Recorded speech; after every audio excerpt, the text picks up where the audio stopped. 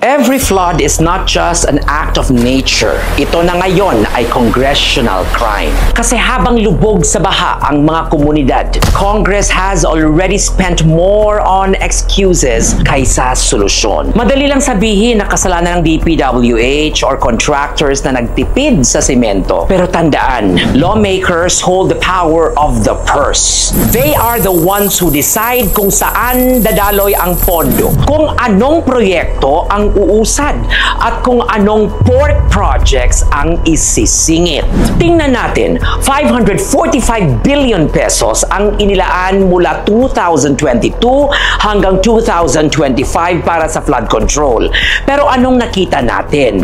Mga kanal na hindi natatapos, pader na bumabagsak sa unang ulan, at mga proyektong walang saysay. Tapos kapag pumalpak, mabilis silang magsabi, kasalanan ng DPWH. Contractors ang may problema. Pero teka, sino ba ang nag-aproba ng budget na yan? Sino ang naglagay ng insertions? Kahit sila mismo umaamin, Representative Toby Chanco said, the National Expenditure Program or NEP comes from the executive branch. Pero bakit pagdating sa BICAM, biglang may dagdag?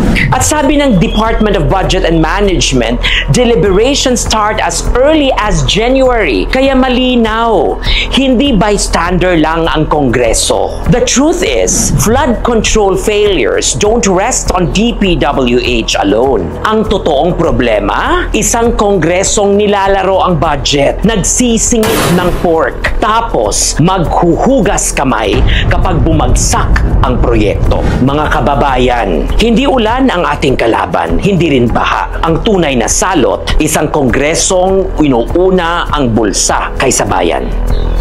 Another day, another Regal POV.